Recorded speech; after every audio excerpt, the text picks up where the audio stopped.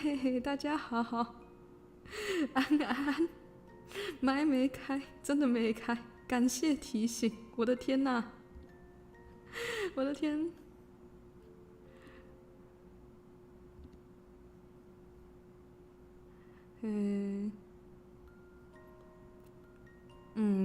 音量平衡应该是 OK 的。我天啊，你怎么还浑身菜味？连半周年都过了，还这么菜。总之我刚刚没讲什么，刚刚就是也还没跟大家安安，我就是在重开后台，然后说总是因为这样很不好意思，但是我的设备跟物理环境有限，所以也只能这样。结果是没开麦，我的天！现在跟大家打招呼，我还是安安，欢迎，熊安安，欢迎，今天也很开心的样子，真不错。深入学安安，欢迎你来；乐可安安，欢迎你来；台湾树安安，欢迎你来。你的猫跟大家不一样。然后伦安安，欢迎你来；齐真安安，李安安，谢谢你的提醒。还好我只有自言自语大概3分钟，我之前有看过有主播自言自语10分钟左右的，超惨，还好没有跟我说，对。感谢带动安安，欢迎，再次跟大家介绍，常来的应该不陌生吧？带动是跟我同天出道的好朋友，也同为研究生，常会开学习陪伴台呢。带动唱歌很好听哦，中气十足的，而且会开那个一些麦块之类的台，我自己是不会开麦块台。带动开来节目也很多元，大家可以追踪他，多多支持。欢迎带动来，你说你也满身菜味，毕竟我们同天出道，不是？雷电安安，欢迎你来；恶龙安安，欢迎你来；Cloud 赛安安，欢迎；冰镇柠檬茶安安，欢迎你来；Misco 安安，欢迎你来。Misco 之前有来过吗？不知道是初见或是比较刚认识的朋友吗？欢迎。对，不论是初见、2见、3见，老朋友都非常欢迎。我是 Vsinger 玉溪 Uki， 今天要朗读，讲什么大废话？平常开弹唱练习跟弹唱歌会居多，然后是现役文学院研究生这样子，所以最多的是工作台跟工作陪伴台。然后还有什么因为是现役文学院研究生，所以会开文学相关的企划，在那个叫什么直播资讯栏里面有个推荐补档区，如果有兴趣的话，欢迎去看看。很高兴认识你。如果其实不是初见的话，就不好意思，我有点，这算是脸盲症吗？聊天室盲症。戴东说要放音乐给观众听，播完前奏发现没开声音，你就自己享受了那个前奏，然后观众享受你享受只有你自己听得到那个前奏吗？哇，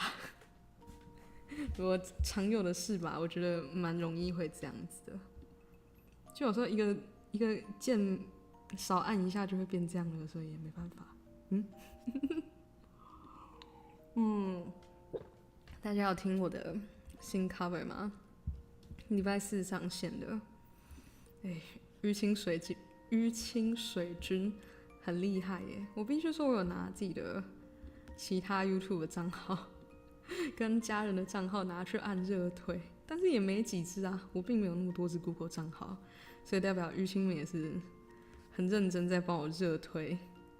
对，水军的力量真是强大。置顶要放文本，所以我就开场闲聊的时候跟大家讲一下就好。这个链接啊是新出的 cover， 然后是 cover 一个我的 P 主鹏鹏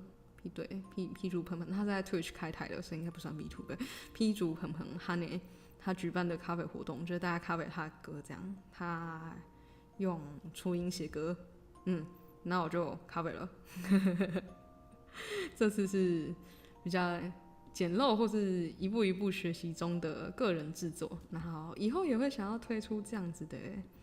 就是个人制作，算是给自己练功用的所以就还请大家多多期待。我今天也去唱了歌，唱什么还不能跟大家说，反正今天也唱了很多歌，然后也有练习歌，觉得以后好像还有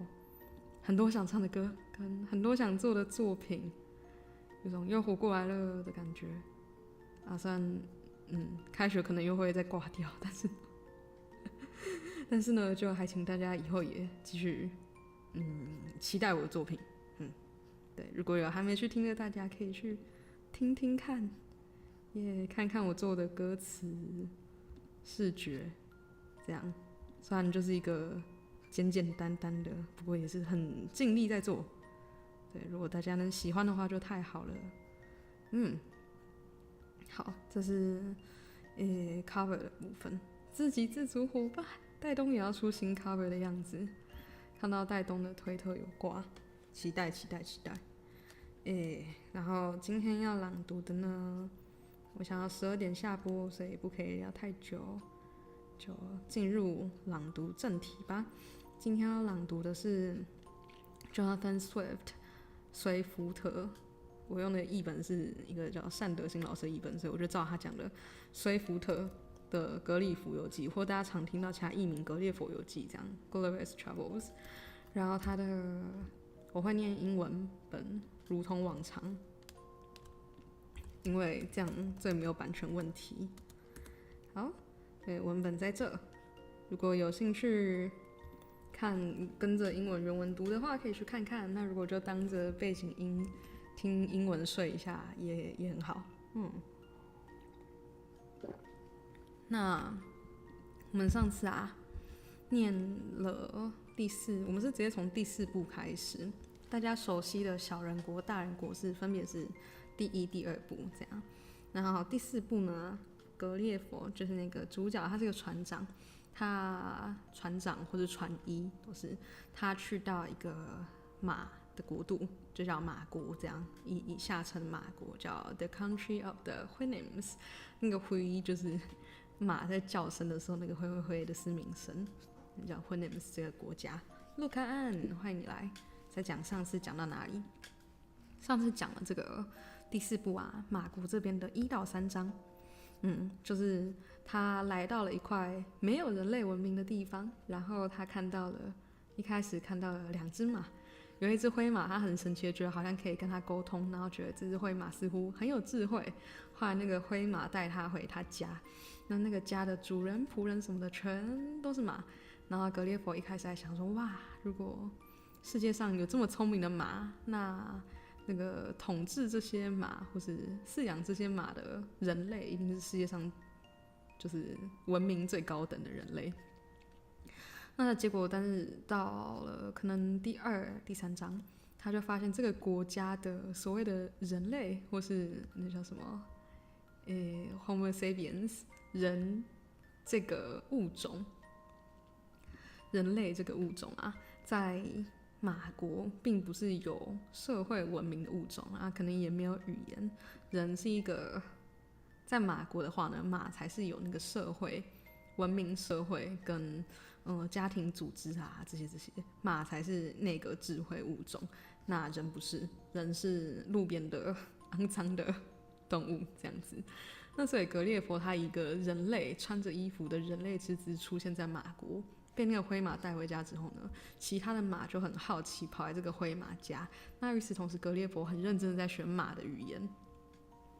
所以他在跟那个灰马，以下叫他马主人，就是接待他那个马主人。他跟马主人学马的语言，然后与此同时有很多马来看他，然后惊讶说：哇，竟然有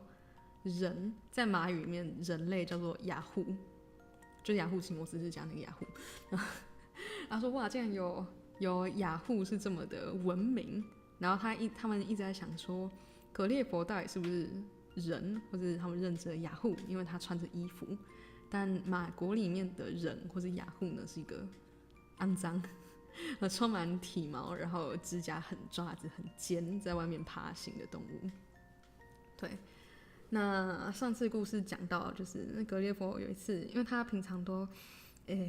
比人家晚睡，比人家早起，穿衣服这样子。那他睡觉的时候，他衣服会脱下来当成被子盖着。有一次不小不小心被那个马主人的仆人来叫他的时候呢，不小心被看到格列佛赤身露体，就是没有穿衣服的样子。那个仆人跑去跟主人说，他们才确认了啊，格列佛跟外面那个肮脏的人类物种是同一个物种，因为他们终于知道哦，他衣服底下也是长这样，原来是同一个物种。原来你也是雅虎，但是你不一样，你是一个完美的雅虎，你是个完美的人，你跟外面那些肮脏在地上爬的这种可悲的动物不一样，这样子。所以这个是上回的故事。那被主人发现了他确实是人或确实是雅虎这件事情呢，他就跟主人讲好，他们要就是保有这个秘密，不可以跟其他马说，就是格列佛是雅虎，就是外面在爬的那种 Homo sapiens 那个人，这件事情。那与此同时，格列佛学习马语也非常的迅速，他已经开始跟那个马说一些关于英国的事情，或是那个马就很好奇说你从哪里来的？为什么你一个雅虎有办法来到这里，然后穿着衣服什么什么的？那马当然也是没有穿衣服啦，对。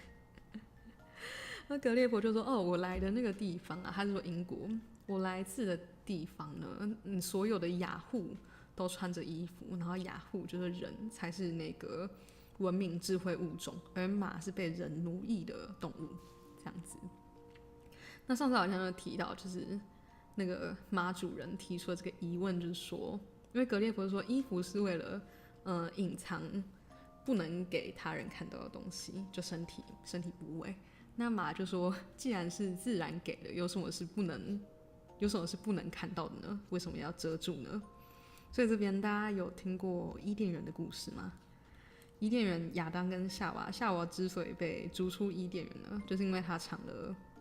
禁果，有人说是苹果，有人说不是，就是他尝了伊甸园的果子，然后他有了智慧，然后他意识到第一件事情呢，是他赤裸的身体很难为情，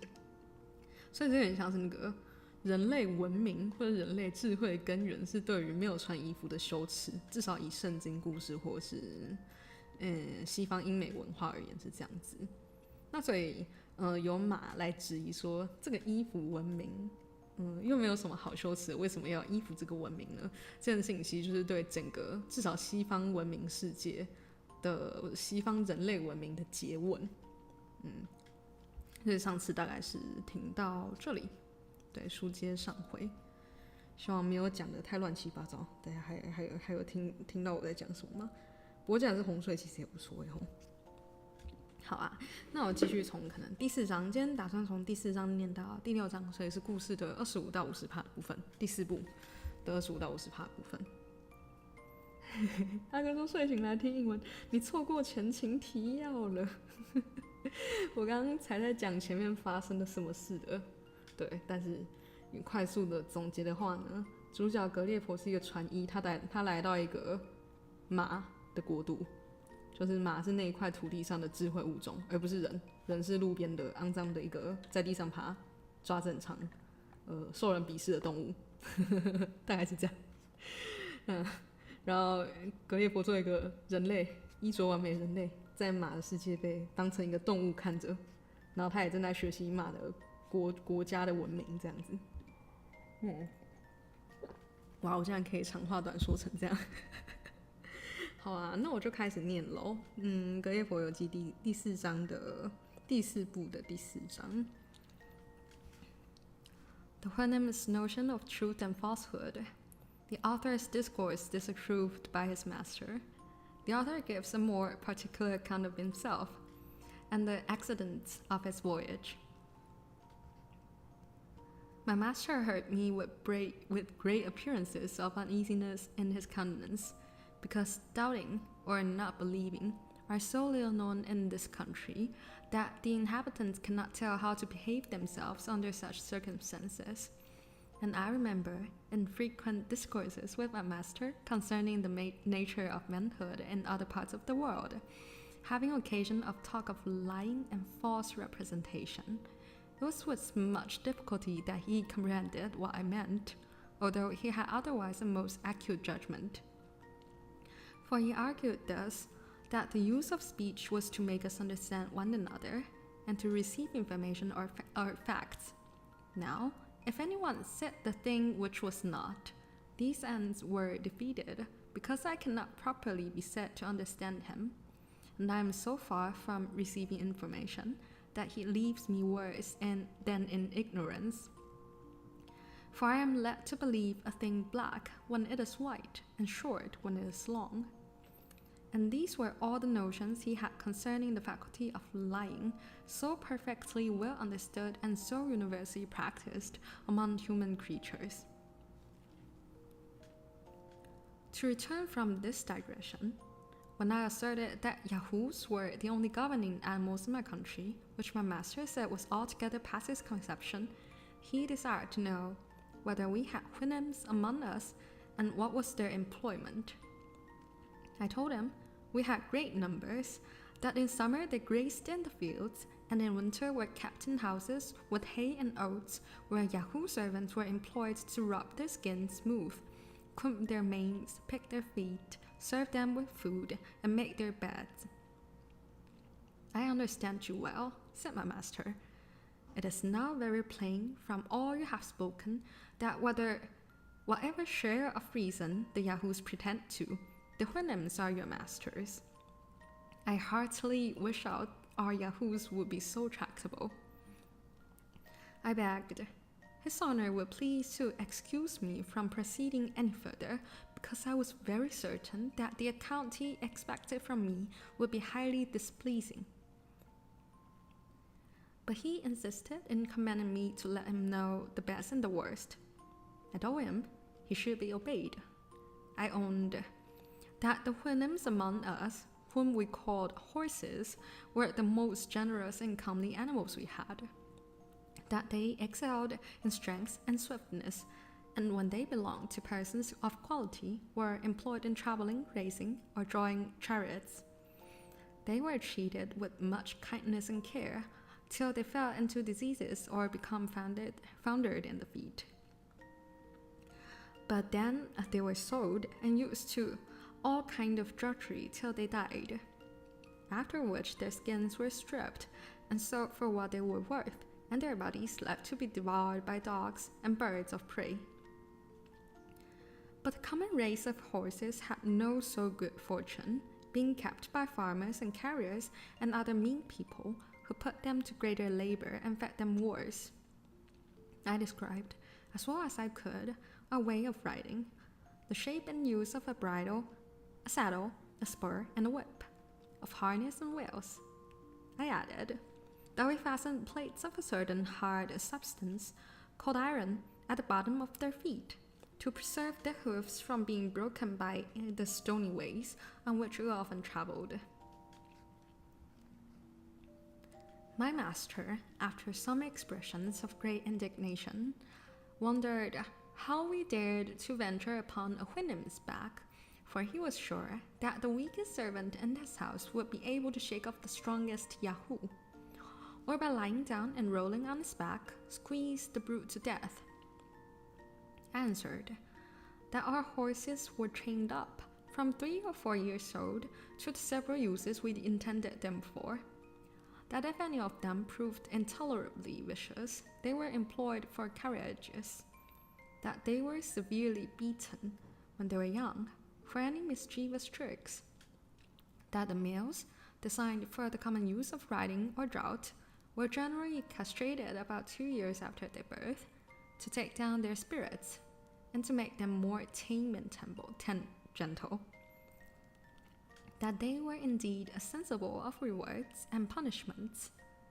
but His Honor would please to consider that they had not the least tincture of reason any more than yahoos in this country. It put me to pains of many circumlocutions to get my master a right idea of what I spoke, for their language does not abound in variety of words, because their wants and passions are fewer than among us. But it is impossible to express his noble resentment at our savage treatment of the women race,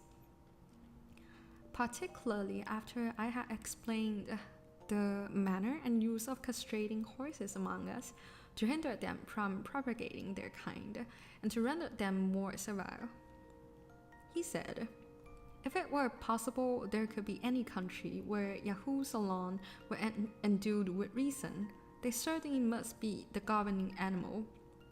because reasoning time will always prevail against brutal strength. But, considering the frame of our bodies, and especially of mine, he thought no creature of equal bulk was so ill-contrived for employing that reason in the common offices of life."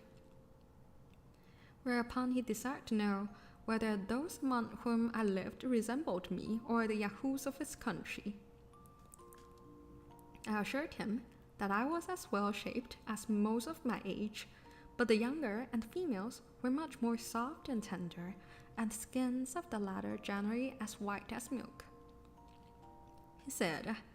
"I differed indeed from other yahoos, being much more cleanly and not altogether so deformed. But, in point of real advantage, he thought I differed for the worse. That my nails were of no use either to my fore or hinder feet. As to my forefeet, he could not properly call them by that name, for he never observed me to walk upon them. That they were too soft to bear the ground. That I generally went with them uncovered. Neither was I covering I sometimes wore on them of the same shape, or so strong as I on my feet behind, that I could not walk with any security, for if either of my hinder feet slipped, I must inevitably fall." He then began to find fault with other parts of my body, the flatness of my face, the prominence of my nose, my eyes placed directly in front, so that I could not look on either side without turning my head, that I was not able to feed myself without lifting one of my forefeet to my mouth. And therefore, nature had placed those joints to answer that necessity. He knew not what could be the use of those several clefts and the division in my feet behind, that these were too soft to bear the hardness and sharpness of the stones, without covering a maid from the skin or of other brute, that my whole body wanted a fence against heat and cold, which I was forced to put on and off every day, with tediousness and trouble. And lastly, that he observed every animal in his country naturally to abhor the yahoos, whom the weaker avoided and the stronger drove from them.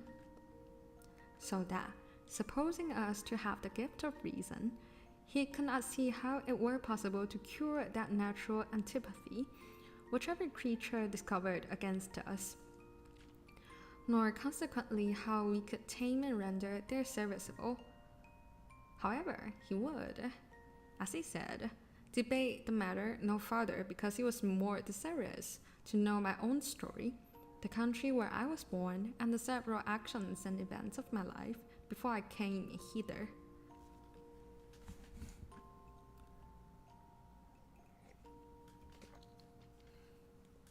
I assured him how extremely desirous I was that he should be satisfied on every point, but I doubted much whether it would be possible for me to explain myself on several subjects, whereof his honor could have no conception, because I saw nothing in this country to which I could resemble them. That, however, I would do my best, and strive to express myself by similitudes, humbly desiring his assistance when I wanted proper words, which he was pleased to promise me. I said, my birth was of honest parents in an island called England, which was remote from his country as many days' journey as the strongest of his honor's servants could travel in the annual course of the sun. That I was bred a surgeon, whose trade it is to cure wounds and hurts in the body, gotten by accident or violence. That my country was governed by a female man, whom we called Queen, that I left it to get riches, whereby I might maintain myself and family when I should return. That in my last voyage I was commander of the ship, and had about 50 yahoos under me, many of which died at sea, and I was forced to supply them by others picked out from several nations. That our ship was twice in danger of being sunk, the first time by a great storm,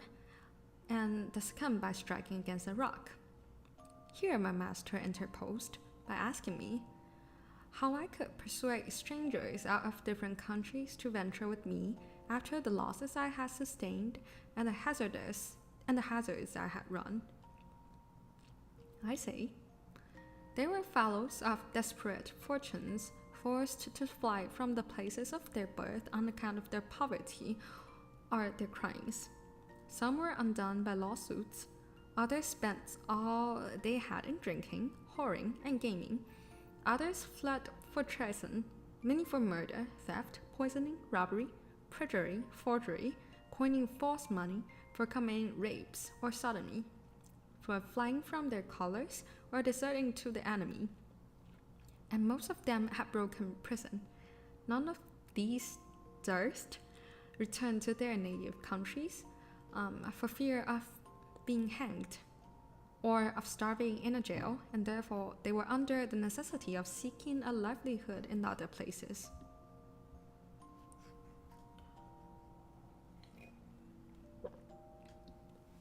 During this discourse, my master was pleased to interrupt me several times. I had made use of many circumlocutions in describing to him the nature of the several crimes for which most of our crew had been forced to fly their country. This labor took up several days' conversation before he was able to comprehend me. He was wholly at a loss to know what could be the use or necessity of practicing those vices. To clear up with, I endeavored to give some ideas of the desire of power and riches, of the terrible effects of lust, intemperance, malice, and envy.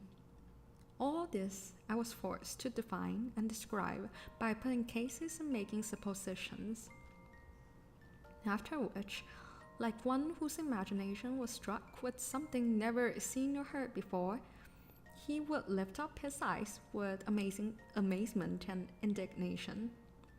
Power, government, war, law, punishment, and 1,000 other things had no terms wherein that language could express them, which made the difficulty almost insuperable to give my master any conception of what I meant. But being of an excellent understanding, much improved by contemplation and converse, he at last arrived at a competent knowledge of what human nature, in our parts of the world, is capable to perform, and desired I would give him some particular account of that land which we call Europe, but especially of my own country.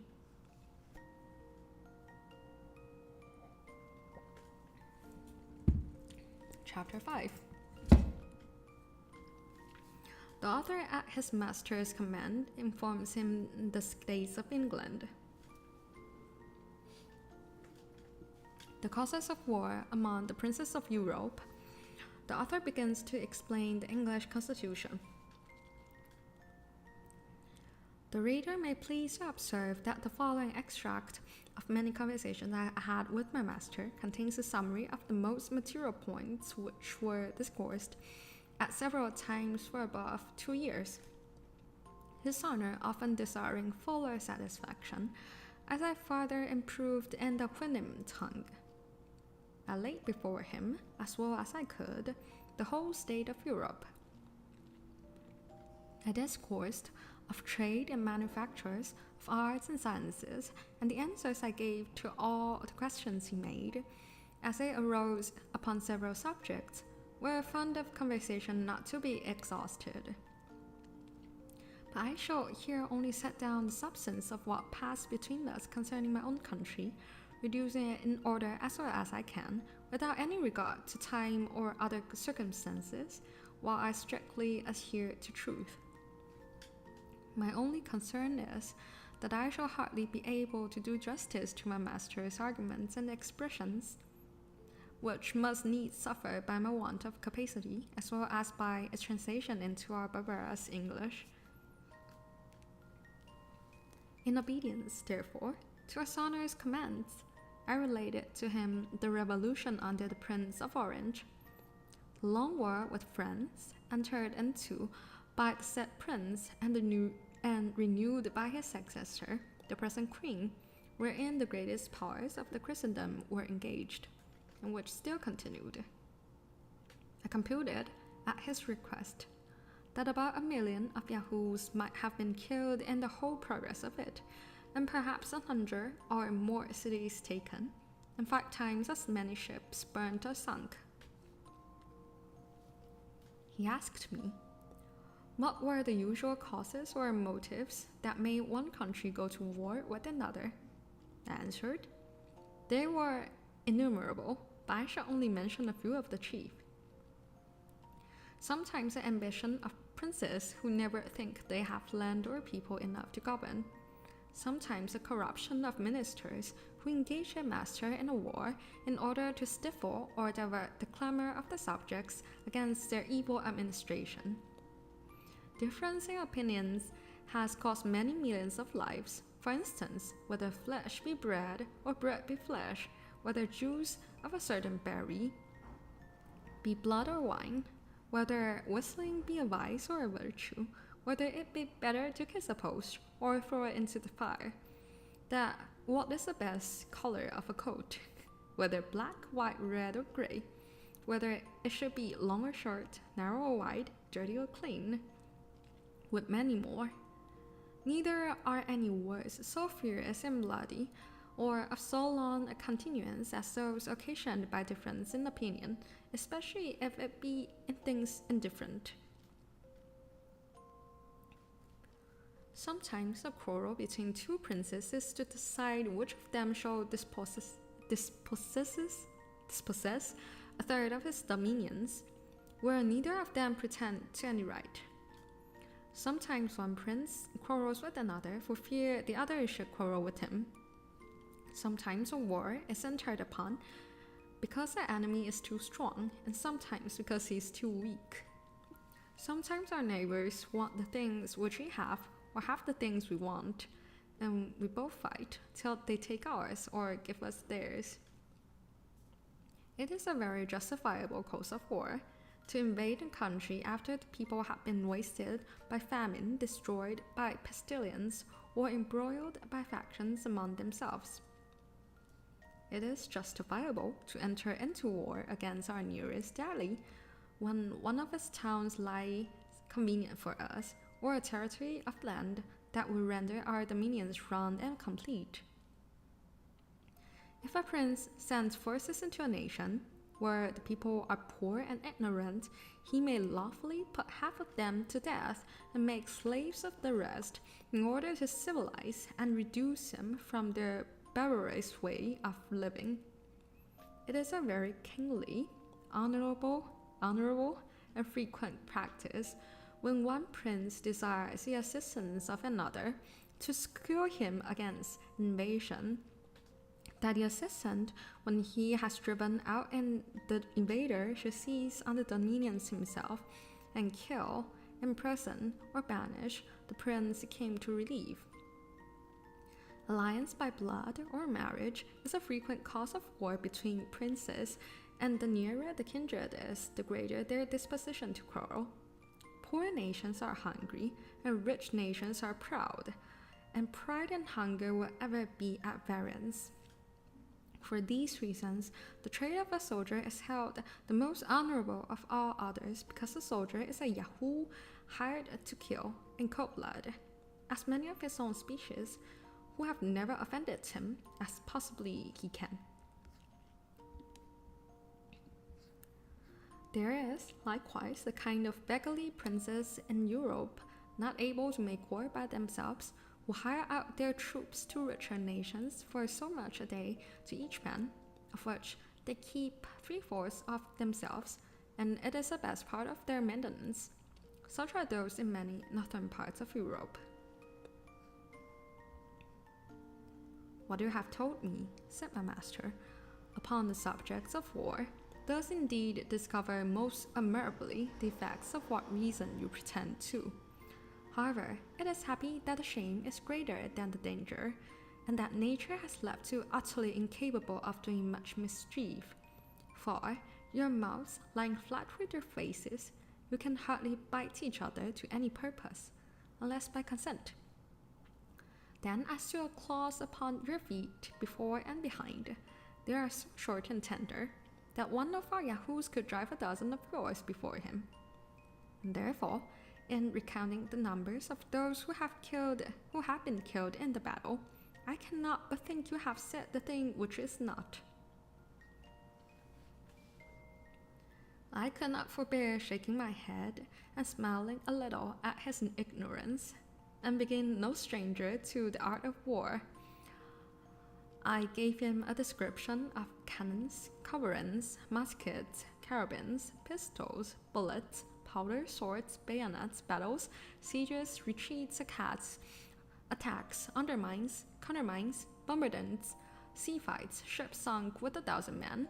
20,000 killed on each side, dying groans, limbs flying in the air, smoke, noise, confusion, tribally to death under horses' feet.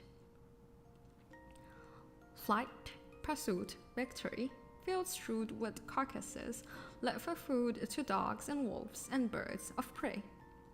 Plundering, stripping, ravishing, burning, and destroying.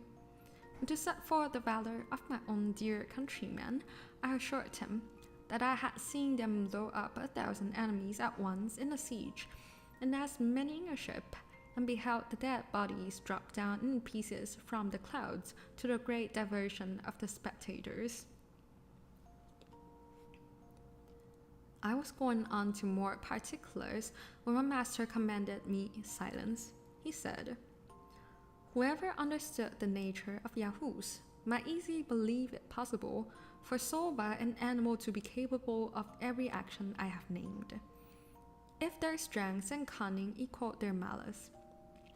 But as my discourse had increased his abhorrence of the whole species, so I found it gave him a disturbance in his mind to which he was wholly a stranger before. He thought his ears, being used to such abominable words, might, by degrees, omit them with less detestation. That although he hated the yahoos of this country, yet he no more blamed them for their odious qualities than he did a bird of prey for its cruelty, or a sharp stone for cutting its hoof. But when a creature pretending to reason could be capable of such enormities, he dreaded lest the corruption of that faculty might be worse than brutality itself. He seemed therefore confident that, instead of reason, we were only possessed of some quality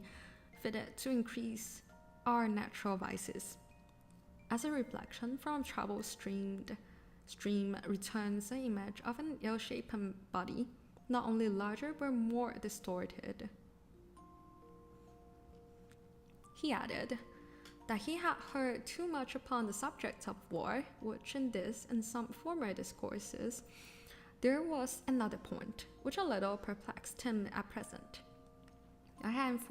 informed him that some of our crew left their country on account of being ruined by law, that I had already explained the meaning of the word, but he was at a loss how it should come to pass that the law, which was intended for every man's preservation, should be any man's ruin.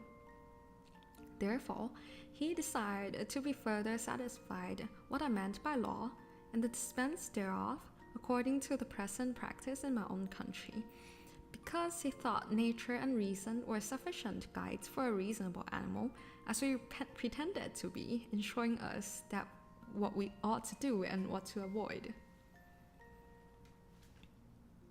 I assured his honor that law was a science in which I had not much conversed, further than by employing advocates in vain upon some injustices that had been done me. However, I would give him all the satisfaction I was able.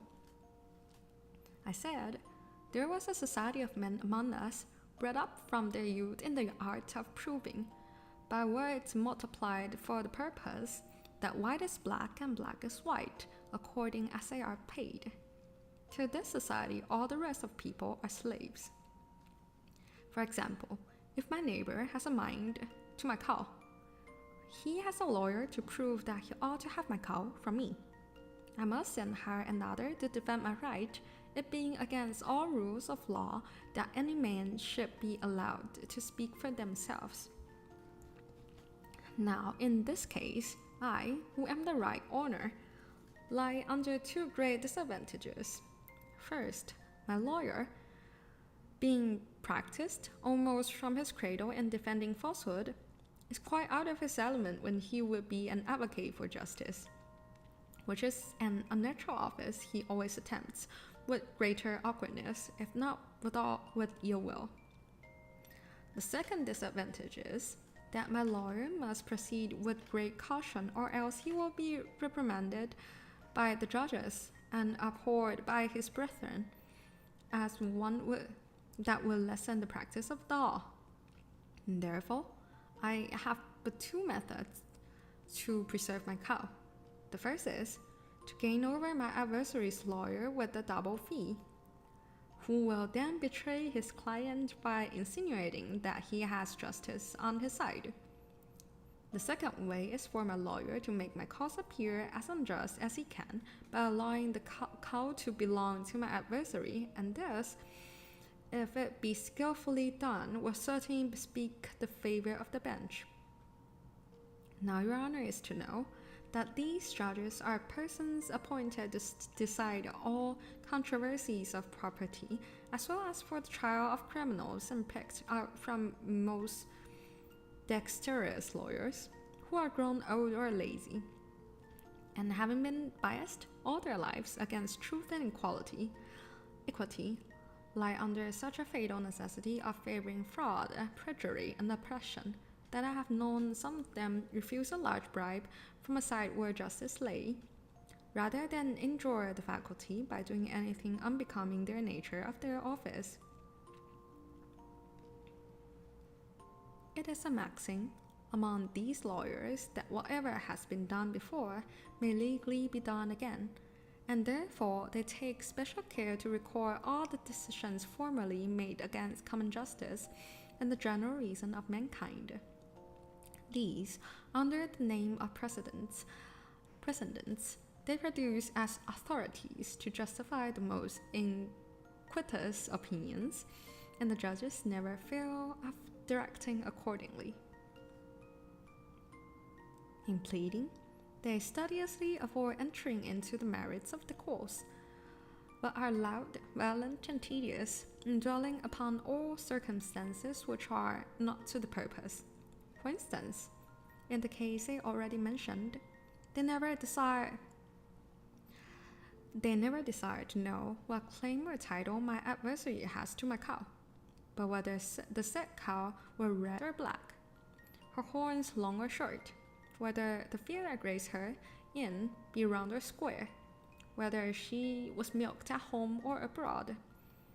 what diseases she is subject to, and the like. After which they consult precedents, adjourn the course from time to time, and in 10, 20, or 30 years come to an issue. It is likewise to be observed that this society has a peculiar cant and jargon of their own that no other mortal can understand, and wherein all their laws are written, which they take special care to multiply, whereby they have wholly confounded the very essence of truth and falsehood, of right and wrong, so that it will take 30 years to decide whether the field left me by my ancestors for 6 generations belongs to me, or to a stranger 300 miles off. In the trial of persons accused for crimes against the state, the method is much more short and commendable. The judge first sends to sound the disposition of those in power, after which he can easily hang or save a criminal, strictly preserving all due forms of law. Here my master, interposing, said, "It was a pity that creatures endowed with such prodigious abilities of mind as these lawyers, by the description I gave of them, must certainly be, were not rather encouraged to be instructors of others in wisdom and knowledge." In answer to which I assured his honor that in all points out of their own trade They were usually the most ignorant and stupid generation among us, the most despicable in common conversation, avowed enemies to all knowledge and learning, and equally disposed to pervert the general reason of mankind in every other subject of discourse, as in that of their own profession.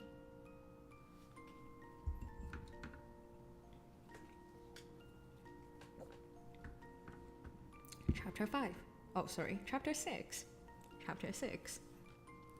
A continuation of the state of England under Queen Anne, the character of a first minister of state in European courts. My master was yet wholly at a loss to understand what motives could incite this race of lawyers to perplex, disquiet, and worry themselves, and engage in a confederacy of injustice, merely for the sake of injuring their fellow animals.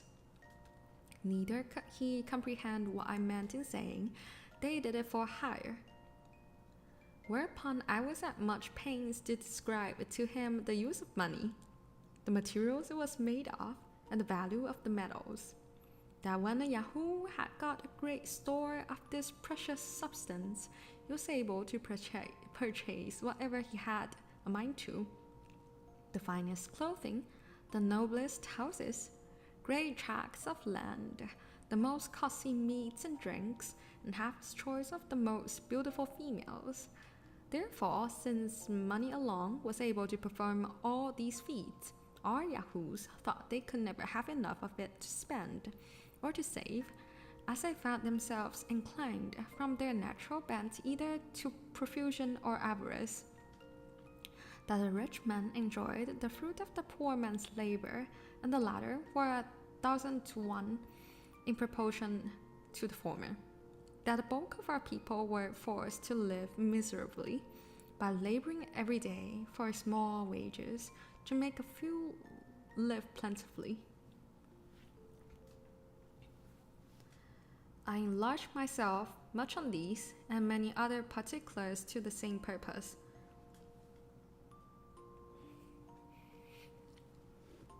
But his honor was still to seek, for he went upon a supposition that all animals had a title to their share in the production of the earth, and especially those who presided over the rest. Therefore he desired I would let him know what these costly meats were, and how methods of dressing them, which could not be done without sending vessels by sea to every part of the world, as well as for liquors to drink, as for sauces, and innumerable other conveniences. I assured him that this whole globe of earth must be at least 3 times gone round before one of our better female Yahoos could get her breakfast, or a cup to put it in. He said, that must needs be a miserable country which cannot furnish food for its own inhabitants. But what he chiefly wondered at was how such vast tracts of ground as I described should be wholly without fresh water, and people put to a necessary of sending over the sea for drink. I replied that England, the dear place of my nativity, was computed to produce 3 times the quantity of food more than its inhabitants are able to consume, as well as liquids extracted from grain, or pressed out of the fruit of certain trees which made excellent drink, and the same proportion in every other convenience of life. But in order to feed the luxury and intemperance of the males, and the vanity of the females, we sent away the greatest parts of our necessary things to other countries whence, in return, we brought the materials of diseases, folly, and vice, to spend among ourselves. Hence it follows of necessity that vast fluttering, suborning, forswearing, forging, gaming, lying, fawning, hectoring, voting, scribbling, stargazing, poisoning, whoring, canting, libeling, free-thinking, and the like occupations, every one of which terms I was at much pains to make him understand. That wine was not imported among us from foreign countries to supply the want of water or other drinks, but because it was a sort of liquid which made us merry by putting us out of our senses, diverted all melancholy thoughts, begat wild extravagant imaginations in the brain, raised our hopes and banished our fears, suspended every office of reason for a time, and deprived us of the use of our limbs till we fell into a profound sleep. Although it must be confessed that we always awaked sick and spirited, and that the use of this liquor filled us with diseases which made our lives uncomfortable and short. But beside all this, the bulk of our people supported themselves by furnishing the necessities or conveniences of life to the rich and to each other. For instance, when I am at home or dressed as I ought to be, I carry on my body the workmanship of 100 tradesmen. The building and furniture of my house employ as many more and 5 times the number to adorn my wife. I was going on to tell him of another sort of people who get their livelihood by attending the sick, having upon some occasions informed his honor that many of my crew had died of diseases. But here it was with the utmost difficulty that I brought him to apprehend what I meant. He could easily conceive that a Huinem grew weak and heavy a few days before his death, or by some accident might hurt a limb, but that nature, who works all things to perfection, should suffer any pains to breed in our bodies, he thought impossible, and desired to know the reason of so unaccountable an evil. I told him, we fed on 1,000 things which operated contrary to each other, that we ate when we were not hungry, and drank without provocation of thirst, that we sat whole nights drinking strong liquors without eating a bit, which disposed us sloth, inflamed our bodies, and precipitated or prevented digestion. The prostitute female yahoos acquired a certain malady, which bred rottenness in the bones of those who fell into their embraces. That this and many other diseases were propagated from father to son, so that great numbers came into the world with complicated maladies upon them.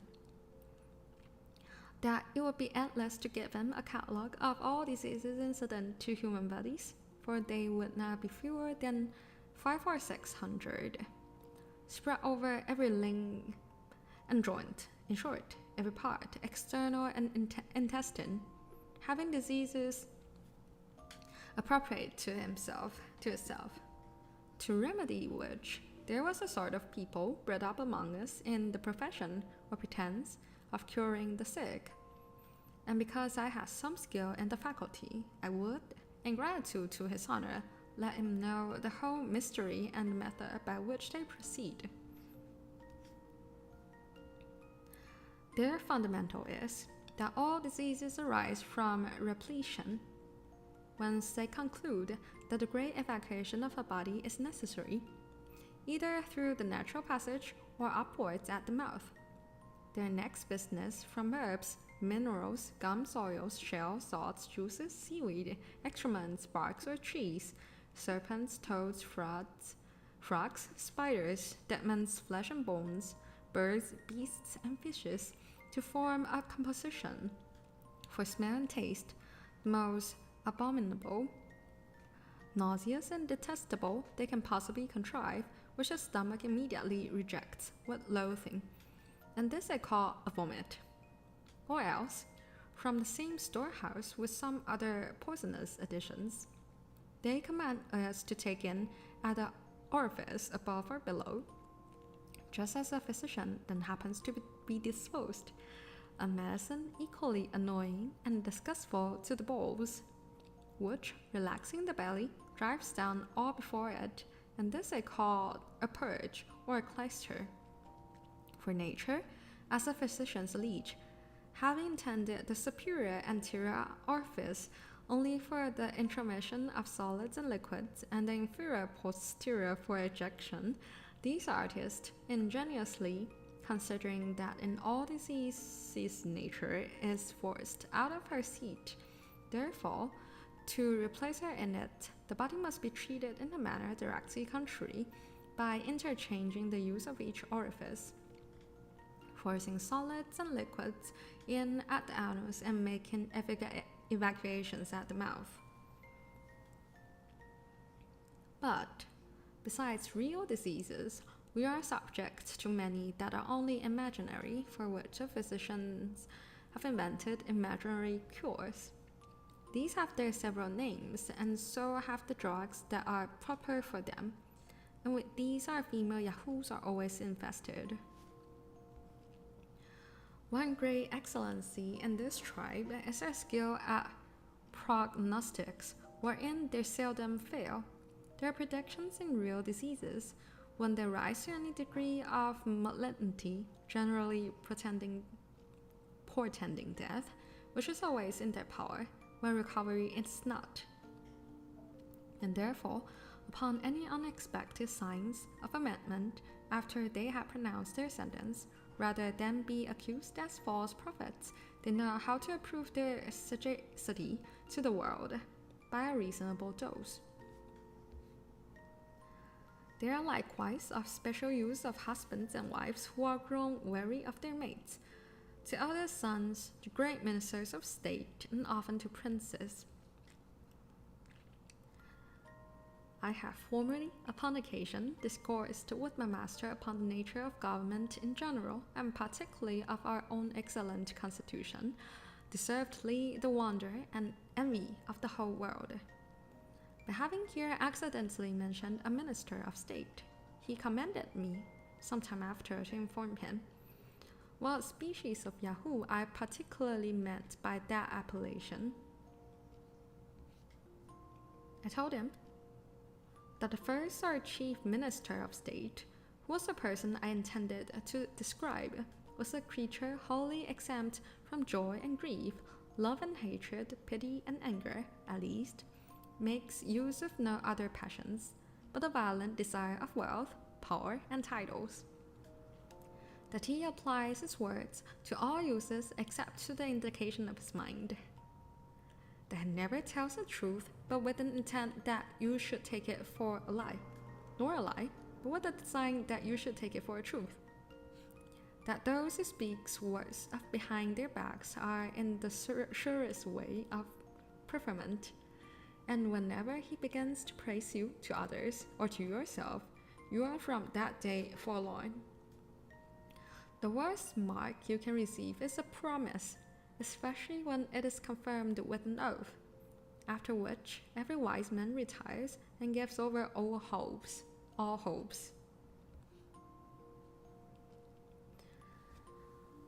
There are 3 methods by which a man may rise to be chief minister. The first is by knowing how, with prudence, to dispose of a wife, a daughter, or a sister. The second, by betraying or undermining his predecessor. And third is by a furious zeal in public assemblies against the corruptions of the court.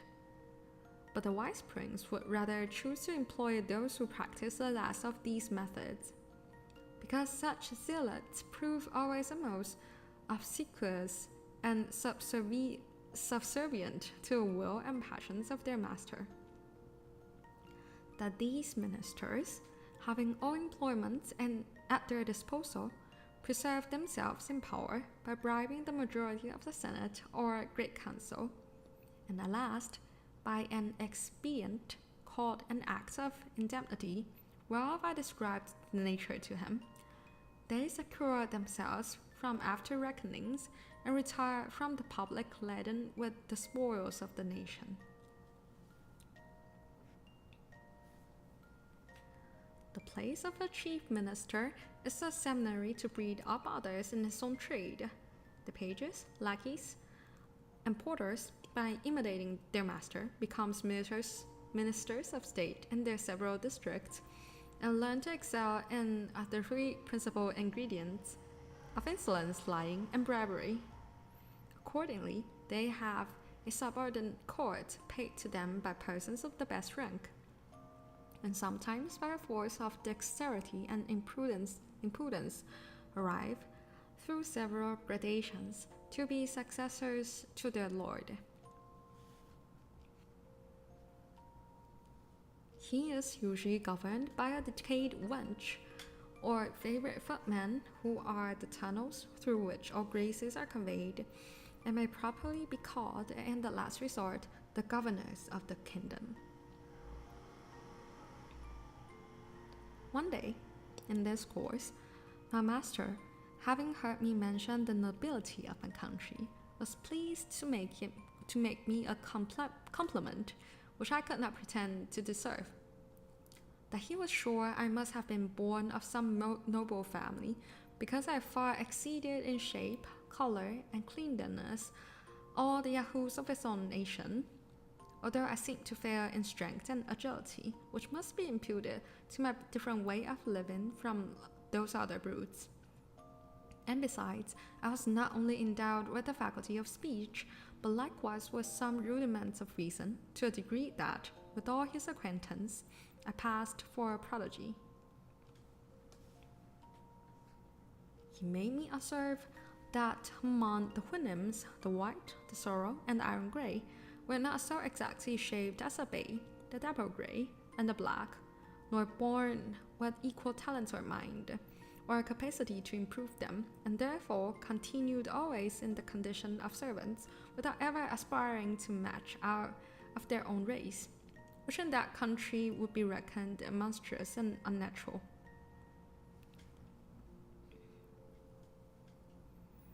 I made his honor my most humble acknowledgments for the good opinion he was pleased to conceive of me, assured him that at the same time that my birth was of the lower sort, having been born of plain honest parents, who were just able to give me a tolerable education, that nobility among us was altogether a different thing from the idea he had of it, that our young noblemen are bred from their childhood in idleness and luxury, that as soon as years will permit, they consume their vigor and contract odious diseases among lewd females, and when their fortunes are almost ruined, they marry some woman of mean birth, disagreeable person, and unsound constitution, merely for the sake of money, whom they hate and despise. That the productions of such marriages are generally scrofulous, rickety, or of deformed children,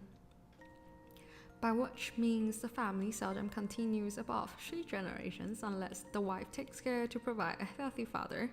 among her neighbors or domestics in order to improve and continue the breed. That a weak, diseased body, a meager countenance, and sallow complexion are the true marks of noble blood, and a healthy, robust appearance is so disgraceful in a man of quality that the world concludes his real father to have been a groom or a coachman. The imperfections of his mind run parallel with those of his body, being a composition of spleen, dullness, ignorance, caprice, sensuality, and pride. Without the consent of this illustrious body, no law can be enacted, repealed, or altered, and these nobles had likewise the decision of all our possessions without appeal.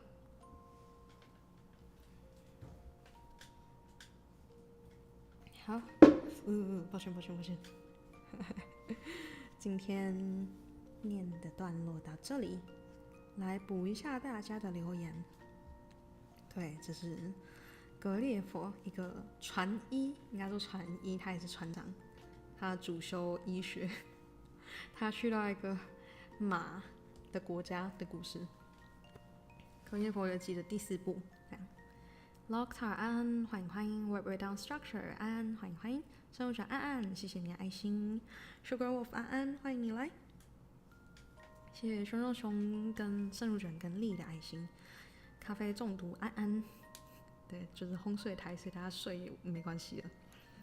杨长黎安安，欢迎第4来，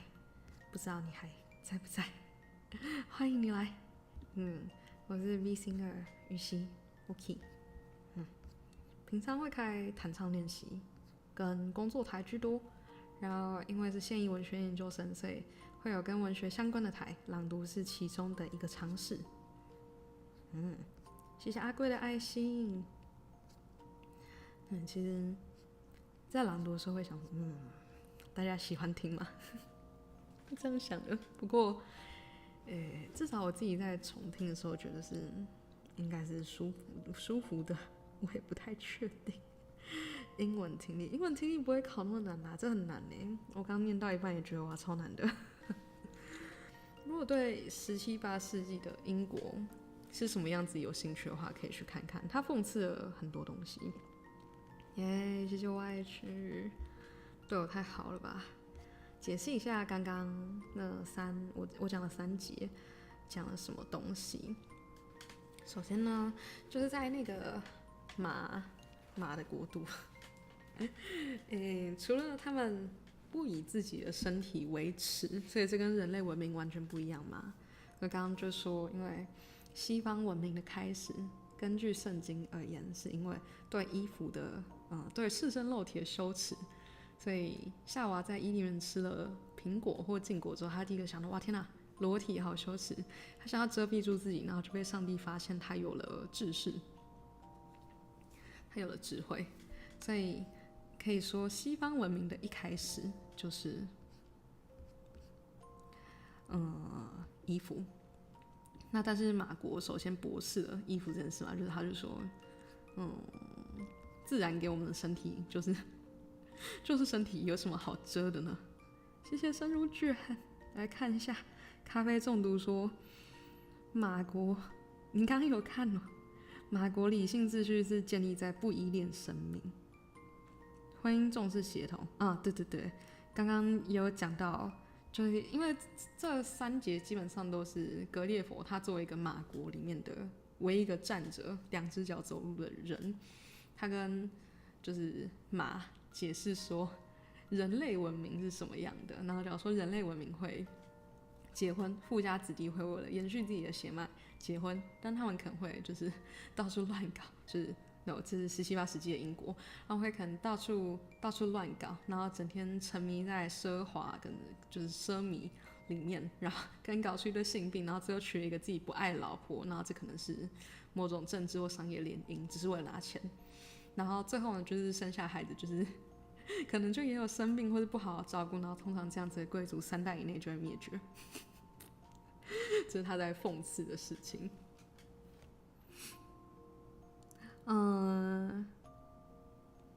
咖啡中毒讲的这个我觉得还蛮有趣的，就是人性的缺陷。另一个角度是优点，这个放不掉受伤生命的人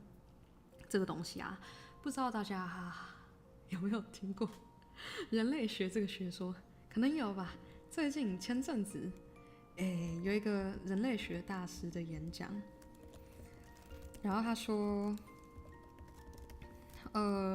人类。就是我记得那个演讲是有人提问说，你觉得人类的文明是从什么时候开始的？就是有一个提问者问了这个人类学家说，你觉得人类文明是什么时候开始的？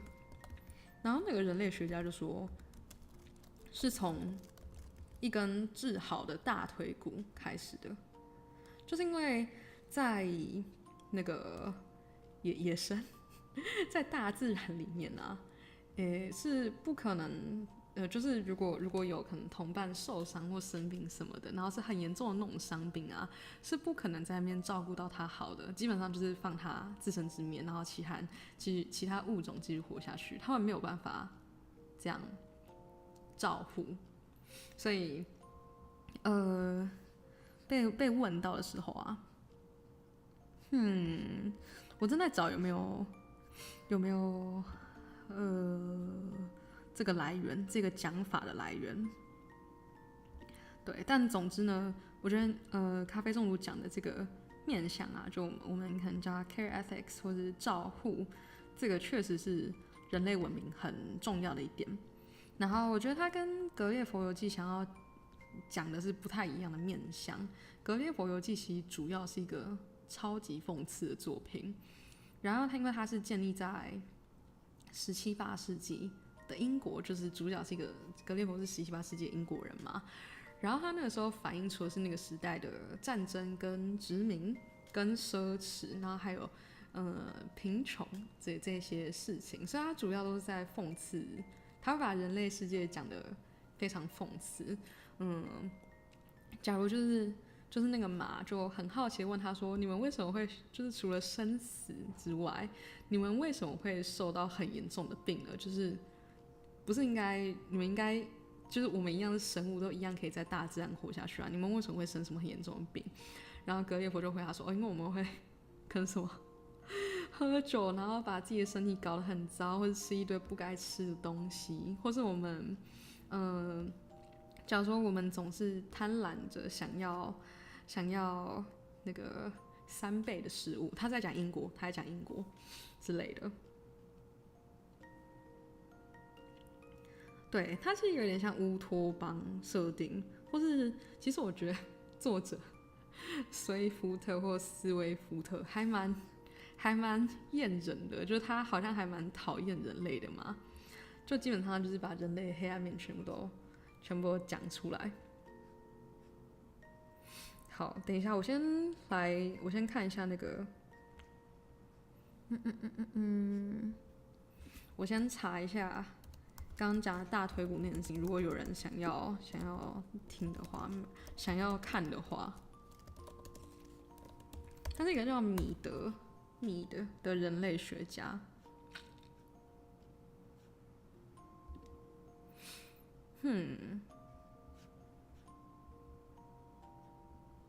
嘿，但是我其实不知道，现在我用了英文查之后，他们就在说，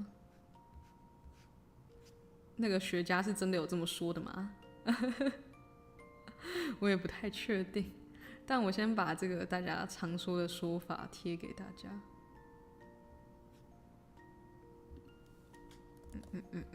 如果大家有兴趣的话呢，就是大腿骨这件事。如果你们查米德大腿骨，应该会出现。那这个是英文的资料，这样。那作者是英国殖民时代的英国人。对，我觉得他作者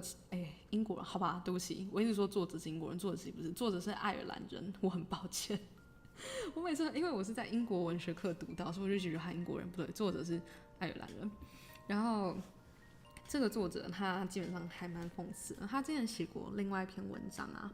就是另外一篇文章叫做 A Modest Proposal， 一个谦逊的提案或者一个小小的提案。然后那个提案就是因为那个时候英国跟爱尔兰的饥荒非常严重，然后他就说那不如就吃小孩吧，然后家长应该吃不了自己的小孩，所以他提议要有一个贸易系统，是你可以把自己家的小孩送到那个系统里，然后你就再从那个系统里换别人家的小孩来吃。他其实就是他不是认真的，他是浓浓的讽刺说这个贸易或货物、食物、金钱交换的体制，竟然会造成这么多饥荒，那你们干嘛不干脆吃人就好？那他就是一个还蛮厌人或是很凶的作者。那刚刚念的这3段，其实是藉由那个跟马，就是再次讲那个马的国家，其实是一个很淳朴，他们不觉得赤身露体是羞耻嘛，然后他们也并没有像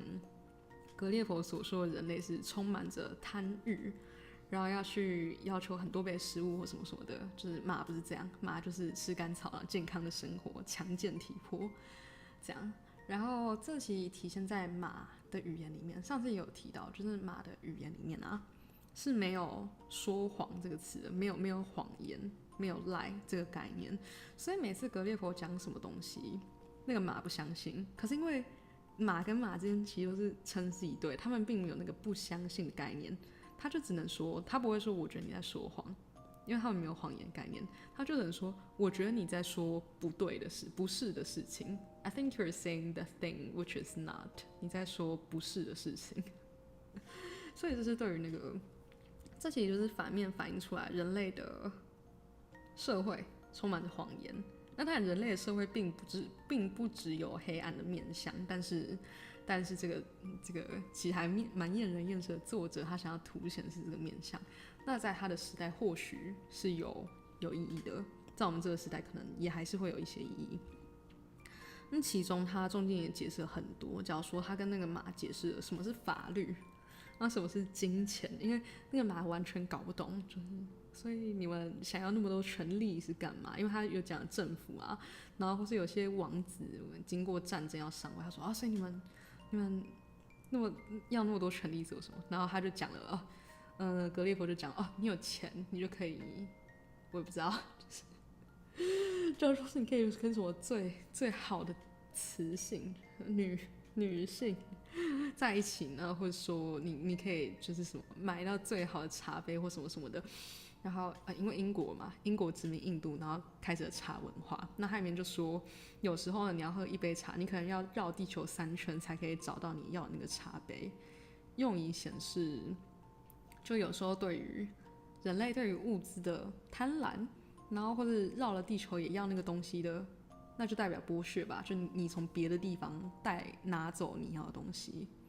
就有时候那个人类的贪婪跟剥削是超出想象的。大概是这种感觉。回一下，我在说奇怪的事情，对，就是我觉得你在说不是的事情，他没有那个谎言的概念，我觉得这点非常有趣。对，然后我这一段嘛，我念了这么长一段，我最喜欢的有一段啊，是他在跟马解释战争的概念。那个马不能理解他们为什么要战争，他不知道战争是什么。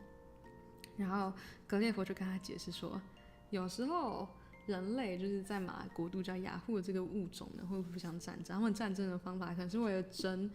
到底是身体是面包还是面包是身体。这个也是圣经的典故。就圣经的典故是说，耶稣基督在人类没有东西吃的时候，把自己的身体当成面包。给信徒吃，给信众吃，然后把自己的血当成红酒，所以大家应该有听过那个面包跟红酒嘛，就是是圣经里面的典故。所以他这边在讲说，人类为了到底是面包是肉还是面包是耶稣的身体，还是耶稣的身体是面包？其实他在讲的是宗教教义的冲突。那英国跟欧洲在历史上当然有很多因为宗教教义冲突，所以死了。就是几十百千万人的战争案例。然后他还说，就是有时候战争是因为你的邻居太强了，或是你的邻居太弱了。有时候战争是因为觉得你的邻居要打过来，天啊，这到现在都还是很有意义。我的天，好想要买到最好的茶杯。对，读文学人心思都这么细腻啊！我觉得看因为文学很广，所以要有意识到自己读到的是一个视角或一个滤镜，然后再去往外找其他视角，就是不能说读了这本书就我懂人性了，我满足了，好像不是这样，就是还要再去读别的书。我觉得这个会想要意识到限制，然后会想要再往外找其他人写过的其他东西，这份欲望才会是读文学的细腻。有些人可能只读某种特定类型的文学，就不一定会很细腻，不是说不好，每个人都可以从文学得到他想要的。但总之呢，刚刚讲到这个战争啊，他说有时候是为了争领土，可能他的领土有你想要的东西，所以你打过去。大概是这种，他就开始解释为什么战争。那我觉得这就是人类为什么战争，或战争是怎样。然后我觉得最有趣的是那个马，他听了这一段，就是人类战争，然后死了好多人的这一段之后呢，那个马就说：“我觉得你在说不是的事情。”他意思是我觉得你在骗我，我觉得你在说不是的事情，因为你看人类，他只是外面在地上爬弄人这种物种。就是人类身体那么弱，不像马有强健的后腿，或是有蹄，然后咬合力也不强，然后你们再怎么咬也不可能就是死这么大规模的人吧？你们要怎么就是就像你们要怎么肉搏，然后死这么多人这个感觉？因为他们完全没有办法想象。然后所以格列佛就开始解释什么是武器。然后我刚刚有一段大家可能有听出来，就是我有很长的一段单字，其实有蛮多段的。有一段有很长的单字，他就开始解释说，什么是这边他说，我就给了他一段叙述关于 cannons carrying muskets, caravans, pistols, bullets, powders, swords, bayonets, battles, sieges, retreats, attacks, undermines, countermines, bombardments, sea fights, ships sunk with 1,000 men, 20,000 killed on each side, dying crows, limbs flying in the air, smoke, noise, confusion, trampling to death under horses' feet, flag pursuit, victory。还有好长一段，但他就开始解释说什么是加农炮，然后还有一大段我看不懂武器名词，然后什么是手枪、子弹、火药、剑，什么是战争、围城、撤退、攻击，还有什么轰炸、海战、沉船，还有逃跑、追求胜利。然后还有就是充满着尸体的原野是长着什么样子的，然后这些尸体是如何变成狗跟狼跟鸟的食物，什么是饥饿，然后叫什么掠夺，然后把土地弄得赤贫或贫瘠，什么是摧毁。对，然后他后来还解释说什么是军人，他就说就是军人就是你拿钱去换的人，那个人可以去杀一个跟他无关、他完全没有任何感情牵扯的人，这是军人。所以然后那个马就下来，他说那其实就如同我提醒，这个作者他应该还蛮厌人的，就是他打从心里的讨厌人类的这个感觉，所以他有点像借由那个马的角度在讲说，哇，然后那个马就说，就他们的那个结论有点像说，最后格列佛跟马都同意，人说自己是有理性的，那人宣称自己有理性，其实是在讲不是的事情，就是这个理性是假装有理性，因为如果是作为有理性的物种，应该要是像是马国的马一样，就是怎么会搞出这些什么战争，然后什么夺权之类的，所以就是最后格列佛跟那个马都有点像在他们一次一次对团中确认说，就其实人只是假装有理性，不然人为什么会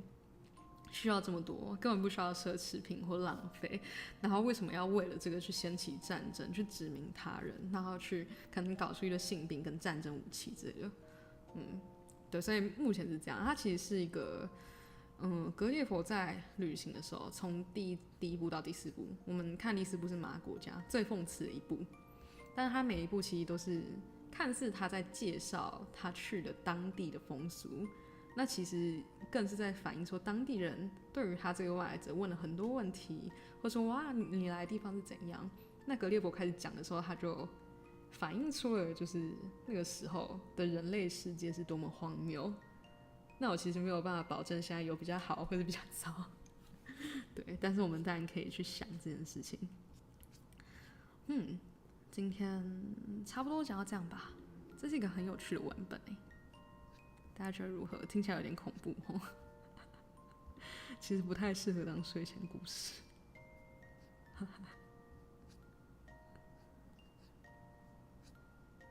大家以后觉得我在唬烂的时候，就可以说，我觉得你在说不是的事情。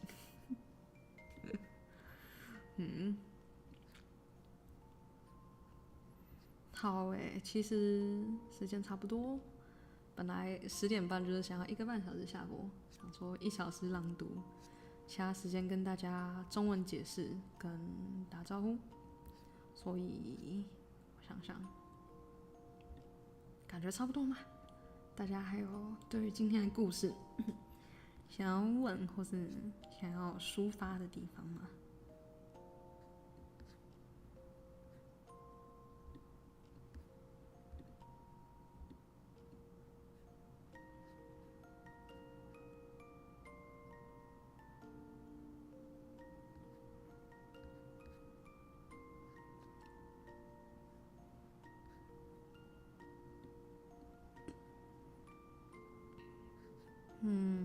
如果没有的话，我觉得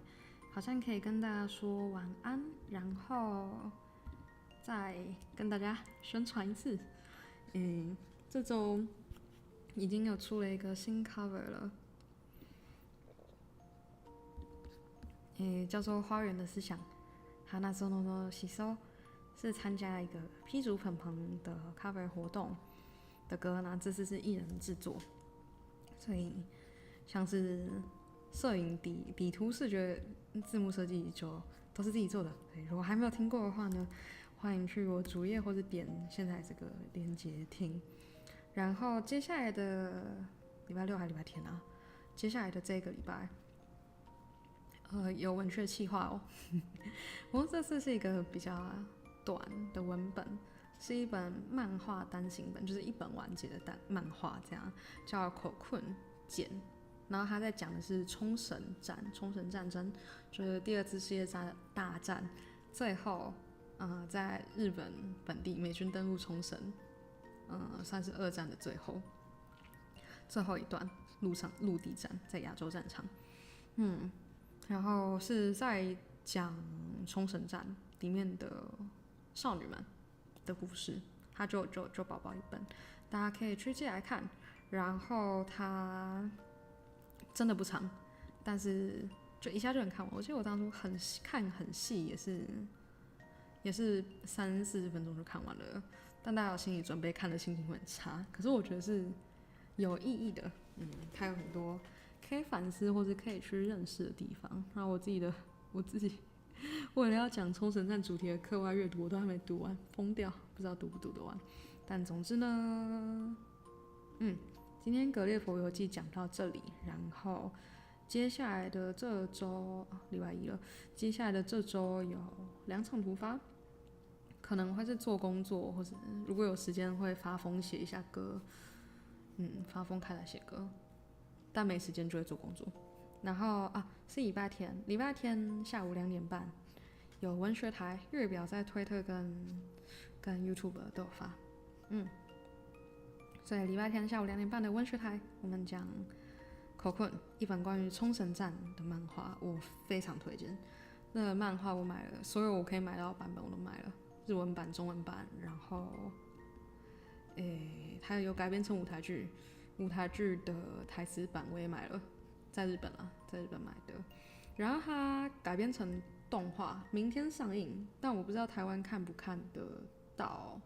它是在 NHK 上上映的，我在推特也有转，所以有兴趣的可以去看看资讯。对，还有动画化应该是吉卜力做的，不知道之后会不会在台湾院线上。对，那以纸本或原作的话，就是1本的篇幅而已，所以很推荐大家去看看。那没有的话，我们礼拜天也会讲，大家可以来听看冲绳战。刚刚我们彼岸花盛开之岛也有讲到冲绳嘛，然后隔夜佛游记讲了战争的荒谬。那礼拜六就来看这个冲绳战的漫画文本吧。礼拜天，抱歉，礼拜天。我想一下，礼拜天文学企划，然后前几天出了 cover， 除此之外应该没有特别要宣传的事情。再请大家多多支持，那我要跟大家说晚安啦，毛巾兔安安，我要跟大家说晚安了。刚刚最后在宣传之后的节目跟前几天出的 cover， 就上面这个链接可以点。聊天室也不是置顶的，我还是很高兴看到你，谢谢你来跟我打招呼。好，对，少女们的故事，口困很好看哦，大家要去看，就是听我讲了之后才去补，会有点。以这一本而言的话，我也觉得初见直接去看才可以收获到最完整的震撼感，所以我很推荐大家去看口困，它应该也有电子书版本的，对，大家可以去看哦，真的很好看，它篇幅真的短，然后开台当天早上才看都还来得及，我很推荐大家去看。对，那就这样子。大家晚安，伦晚安，生活卷晚安晚安，谢谢你的爱心跟支持。阿龟晚安晚安，谢谢你的爱心，耶！谢谢你还爬起来听，然后再回去睡，起来重睡了。洛克晚安晚安，谢谢你也来听，爸爸爸。丽晚安晚安，谢谢你的支持，你也早点休息，祝大家好梦。毛巾兔晚安晚安，谢谢你来跟我打招呼。如果有兴趣之后也可以补档，然后或是再等更之后的节目也没关系。晚安晚安。我脚麻了，我好常脚麻哦。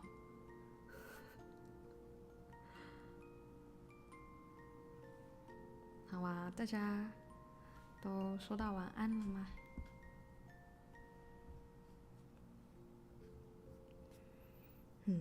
那想应该差不多了，可能有些人在挂睡或挂台吧。那么不管是挂台到现在，或是补档，或是听到现在的各位呢，希望大家听得开心。虽然这个故事好像不太适合睡前，但希望大家有觉得认识到新故事很开心，可以充实的睡觉了的感觉。如果这样就太好了。也谢谢大家支持跟韧性，让我复习一下英文，对我来讲也是好的。那以后就再请大家多多支持呢，期待之前的各种活动。大家晚安晚安，那我就关麦切一滴喽，拜拜。